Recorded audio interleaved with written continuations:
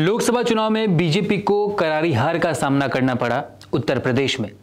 जैसे ही उत्तर प्रदेश में बीजेपी हारी, वैसे ही बीजेपी में कलह शुरू हो गया और वह कलह अभी तक चलता जा रहा है।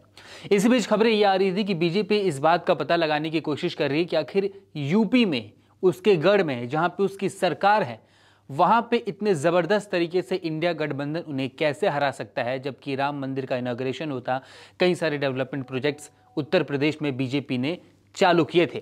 अब ऐसे में बीजेपी ने उन बातों का पता लगा लिया है जिसकी वजह से उन्हें लोकसभा चुनाव में हार मिली थी।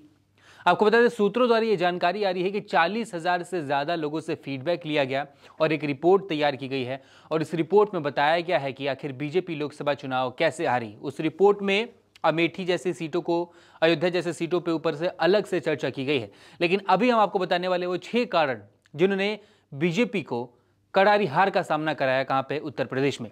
जो सबसे पहला जो टॉपिक है जिसपे लोग सबसे ज्यादा नाराज थे, खासकर में उसके कार्यकर्ता नाराज थे, उसके नेता नाराज थे, वो था प्रशासन की मनमानी।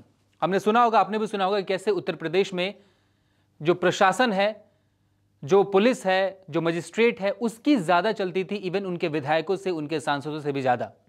इस रिपोर्ट में कहा गया है और एक बीजेपी नेता बताते हैं, एक मीडिया चैनल से बातचीत करते हुए इस रिपोर्ट का जिक्र करते हुए, कि इससे हमारे कार्यकर्ताओं की अपमानिता हुई है, वो अपमानित हुए हैं, उनको काम करने से रोका गया, उनको काम नहीं करने दिया गया, वो सरकार की सत्ता की ताकत नहीं दिखा पा रहे थे।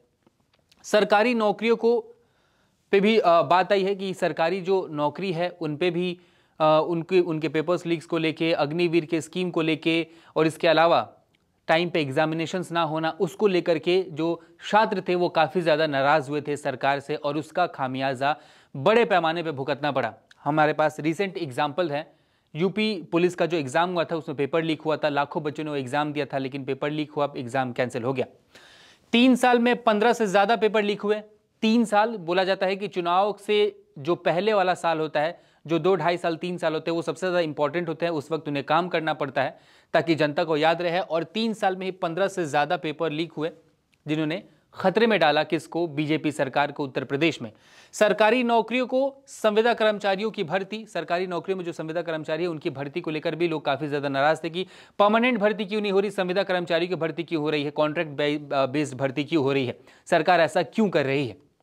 अगला, अग्निवीर और पेपर लीक जैसी चिंताएं युवाओं के बीच गूंजती रही। ये रिपोर्ट में साफ साफ कहा गया है कि अग्निवीर ने बीजेपी को सिर्फ उत्तर प्रदेश में ही नहीं बल्कि राजस्थान, बिहार, अलग अलग जगहों पे जहाँ पे बीजेपी का गढ़ था, राजस्थान, वहां पे भी चोट दिया, उत्तर प्रदेश में भी चोट दी, बिहार में भी चोट दी, जहां से ज्यादा लोग निकल के आते हैं, सेना में भर्ती होते हैं। पंजाब में बीजेपी का खाता तक नहीं खुला। इसके बाद से बात कर लेते हैं पुरानी पेंशन और योजनाओं के मुद्दे पे। साफ साफ लिखा गया कि पुरानी पेंशन योजना जैसे मुद्दे वरिष्ठ नागरिकों के बीच गूंजते रहे, यानी जो ओल्ड पेंशन स्कीम था जिसकी वजह से हिमाचल में सत्ता में आई थी कांग्रेस, हमेशा से कांग्रेस उसको लागू करने की बात करती है। उत्तर प्रदेश एक बहुत बड़ी आबादी वाला राज्य है, वहाँ पे बहुत सारे कर्मचारी हैं जो कि ओल्ड पेंशन की मांग कर रहे थे। समय समय पे प्रोटेस्ट भी देखने को मिला है, लखनऊ में भी प्रोटेस्ट हुआ था, कुछ दिन पहले दिल्ली के रामलीला मैदान में भी प्रोटेस्ट हुआ था, और ये भी एक मुद्दा है जिन्होंने सीनियर सिटीजन्स को रोका वोट करने से बीजेपी को। जो तीसरा मुद्दा है उसे बताया जाता है कि कुर्मी और मौर्य जाति के जो खास समर्थक हैं वो बीजेपी के साथ नहीं आए। ये एक बहुत ही मेजर बात है क्योंकि साल दर साल हम देख रहे थे कि कुर्मी, मौर्य की जो भी संबंधित जातियां होती हैं वो बीजेपी के साथ आ रही थी, लेकिन इस बार वो साथ नहीं आई। इसके पीछे एक कारण बताया जाता है कि अखिलेश यादव और इंडिया गठबंधन इस चीज में सफल रहे थे, लोगों तक ये बात पहुंचाने में कि जब बीजेपी अगर सत्ता में आएगी तो वो संविधान को खत्म कर दी।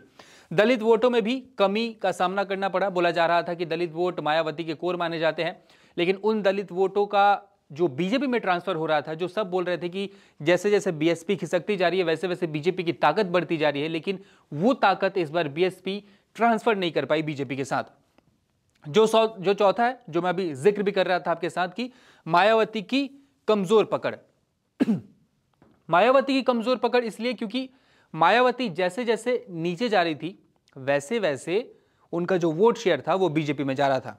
बीएसपी के वोट शेयर में कमी, बीएसपी का वोट शेयर कम हुआ, लेकिन वो ट्रांसफर नहीं हुआ बीजेपी में, वो जाके कांग्रेस में मिल गया, और कांग्रेस का उत्तर भारत में अच्छा परफॉर्मेंस, उसको यूपी में भी अच्छा खासा पुश मिला, और इसी कारण समाजवादी पार्टी को भी वोट मिले और कांग्रेस को भी वोट मिला।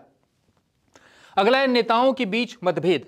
जो मतभेद अभी भी देखने को मिल रहा है, अभी भी यूपी बीजेपी उतनी अच्छी नहीं है। प्रधानमंत्री मोदी को यूपी बीजेपी के मामले में पढ़ना पड़ा। अब देखते हैं वो मामला कब तक सॉल्व होता है। नेताओं का मनमुटाव अगड़ा बनाम पिछड़ा की लड़ाई करा सकता है, ऐसा साफ साफ रिपोर्ट में कहा गया है। अगला है, नेताओं के बीच मतभेद में कहा गया कि अगर केंद्रीय नेतृत्व इसमें नहीं हस्तक्षेप करेगा तो हो सकता है कि ये लड़ाई और ज्यादा आगे तक जाए। इसके बाद ये भी बताया जा रहा है कि अगर आपको इस चीज को रोकना है तो आपको ग्राउंड में जाना पड़ेगा, वहां पे लोगों से बात करना पड़ेगा और सबसे पहले आपको कार्यकर्ताओं को साधना पड़ेगा।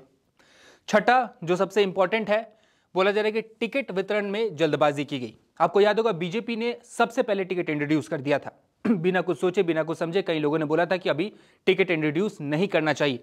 इसकी वजह से इस पर तर्क दिया गया कि पार्टी का चुनावी अभियान जल्दी शुरू हो गया, जल्दी चरम पे पहुंच गया और इसकी वजह से छठे और सातवें चरण तक आते आते कार्यकर्ता थक गए, वो प्रचार नहीं कर पाए, जिस वजह से वोटों का नुकसान हुआ। तो बीजेपी ने ये 6 कारण बताए हैं। इसके अलावा हम अयोध्या और अमेठी पे अलग से बात करेंगे, लेकिन ये मेजर 6 कारण थे जिनकी वजह से बीजेपी को हार का सामना करना पड़ा। नमस्कार, मैं हूं मानक गुप्ता। अगर आपको हमारा ये वीडियो पसंद आया हो तो इसे लाइक और शेयर जरूर करें और हां, हमें सब्सक्राइब और फॉलो करना ना भूलें ताकि आप देश और दुनिया की कोई खबर मिस ना करें। तो जुड़े रहिए हमारे साथ और देखते रहिए न्यूज़ 24।